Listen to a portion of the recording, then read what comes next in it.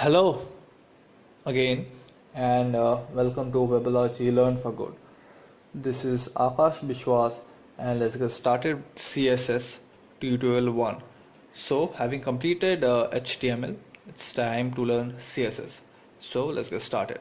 So CSS stands for Cascading Style Sheets or short for CSS. So till date there have been 3 versions of CSS and the first version came out in 1996 and the second version came out in 1997, which is CSS2, and the third CSS3, which is the latest version and used today, started development in 1998 and till date, till 2014 or 15, it's still being in development, but it's widely used. So yeah, till date there have been 3 versions of CSS, and if you really want to know more in detail about the history of CSS, I recommend you to have a look at the W3C website, World Wide Web Consortium, or go to Wikipedia and you can really have an overview look of the history of CSS and how it has really evolved and who are the brains behind CSS. So yes, as I said, CSS is actually used to style web pages.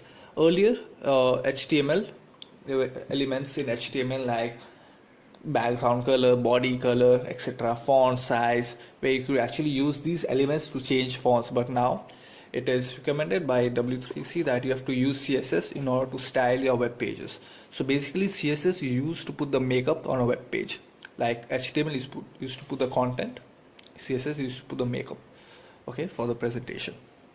Okay, so this is a very basic syntax of CSS and you should really understand this. So the CSS will have a selector and then it will be having a property and value. So this is example of a selector. So P is paragraph element. So selectors are the elements, the HTML elements that you want to style, and the properties are what type of properties you want to give. Say you want to change the color of a particular, say, element, and or say you want to change the font, or you want to change the text, the text transformation, etc. And the value is the value that you want the property to have. Say the example over here is paragraph color head. So all the paragraphs in my HTML document will be of color head, but I can also change that. I can make it just one particular paragraph where I can use a class attribute that we have seen in HTML. So if you haven't done HTML, I recommend you to learn HTML first.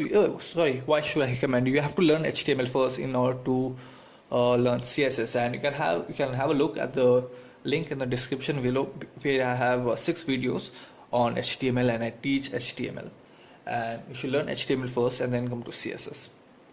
So this is a very basic syntax, so you should really remember this. So CSS is based on this selector, then curly braces, property, colon, value, semicolon, and again you close the curly brace. So here this is the best, the proper way to write the selector, and then the nice property and the value. Okay, so there are 3 ways to insert a CSS rule. So the first is internal. We'll look at each one separately. Second, external, and third, inline. So an internal style sheet. So an internal style sheet is written in the head element, as you can see over here in this example, and it is applied only to that page. Okay, it can't be applied to another page. So if you have a multi-page website and you have an internal style sheet, that style sheet will be applied to that particular website, to that page, sorry, and not to the entire website. Okay, so this is very useful when you have one single page of a website and we don't want to create extra files, say, in external, and you can have an internal style sheet. And so the internal style sheet is applied in the head section of the HTML document. So here is the head, the head section, and yeah, so it uses the style element, and you can also have a type, text, etc. So next type is the external style sheet. So the external style sheet is used a lot when you have a multi-page website and you want to have one style sheet for all the web pages. So it's very useful when you update your style sheet. You can just edit that style sheet, which will have the effect on the other web pages as well. So yeah, so again, the external style sheet you have to put in the link element. It comes also within the head element. Then it has the attribute relation. You have to give the relation style sheet, the type, text type, and this is the location, href, the location of your style sheet. And make sure that you have to save the external style sheet with the .css extension. Okay, so here I've given example style1.css example. So when we'll be actually coding in CSS, in HTML and CSS, we'll look at that. And the next one is inline style sheet. So the inline style sheet are used for single elements where you want to have one effect of a single element only. Say you want to change the color of just one paragraph, you can use inline style sheet. And yeah, so it is written in one line, and each property and value is separated by semicolon. So here, and so this is a syntax. And okay, so now is the time to do some practical. So let's get our hands dirty with HTML and CSS.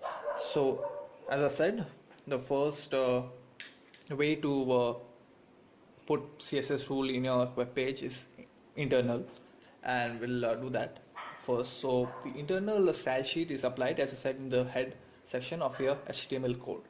So, and it uses the style element. Okay, so I'll go ahead and do that, and make sure to always put the type. Okay, mine type will be text slash CSS. Okay, and then always indent your code, your CSS code within the style element. This is in Notepad, and in Notepad you have to do it manually. You have to indent. But if you're using a professional editor like Notepad++ or Active Komodo or Dreamweaver, it'll do it automatically.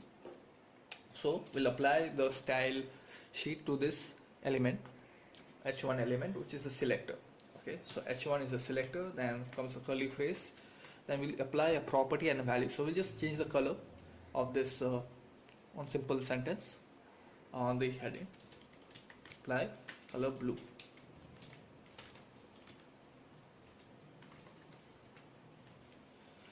As you can see, make sure to always put the semicolon. A lot of times people forget to put the semicolon or end this curly phrase.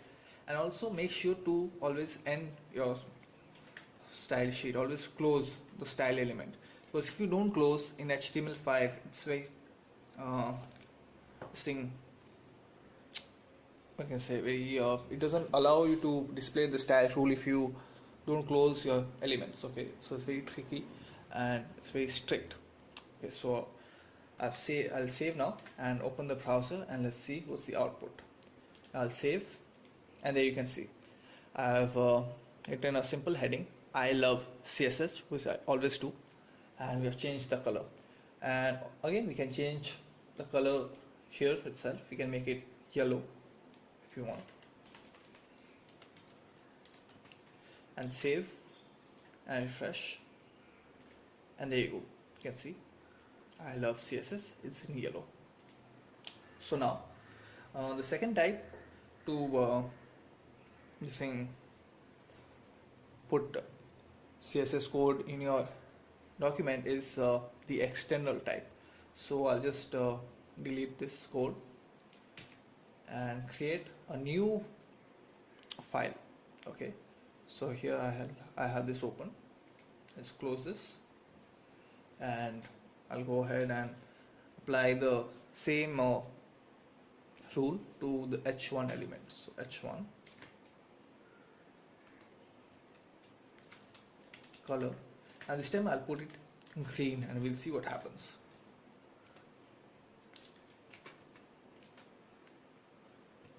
Now, as I've said, you have to always save your external CSS file with a .css extension, and make sure to save it in the same location as your HTML document is in. So here I have the folder learn CSS, and we're just going to put style1 as the name of the folder, and make sure that you remember what is the name of the file. Okay, so I'll just go ahead and close this and create a link. So it uses the link element to put a to link an external style sheet to your web page, and the relation, it uses the relation attribute. What is the relation between your HTML document and the CSS? So I'll just put style sheet.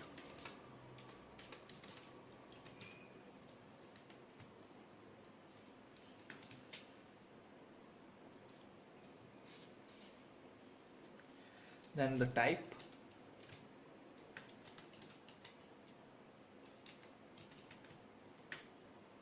and the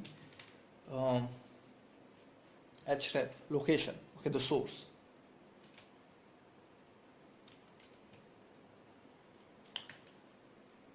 So as I've named the extension style sheet as style1, I have to put the same location over there.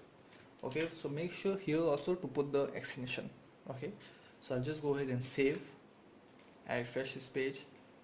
Yes, it worked. So as you can see, this is a very easy way to put the style sheet and to create an external style sheet, and make sure to always put the extension .css. If you don't, then your CSS won't work. Okay, so lastly I'll show you how to put an internal style sheet.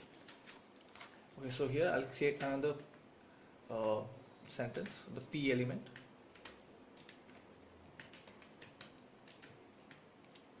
Say I love HTML.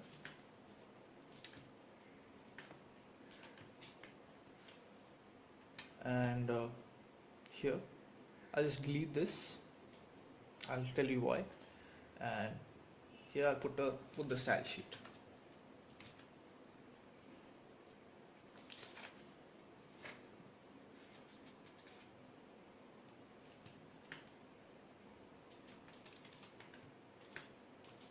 I'll change the color to say brown,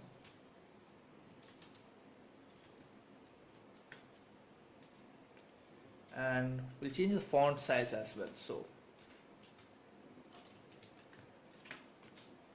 I'll put just 10 pixels. It'll be quite small, but okay. So this is how you create an inline style sheet. So I've saved and open. So here you can see I love CSS. Actually the font is too small. Let's just enlarge it, make it 30 pixels, and see. So as you can see here, I love CSS has only been applied to h1, to this element only, and not to the paragraph element. And the reason why I removed that link and the external style sheet is because the inline style sheet has more higher value than the internal and the external style sheet. Okay, so when we'll be learning about the child selector and child parent attribute, I'll explain you about them. Okay, so that's it for this tutorial. It's a very simple and basic tutorial on getting started with CSS. So hopefully you guys have liked it, and make sure to like, comment if you have any comment, hit the subscribe button and share with your friends. Thank you.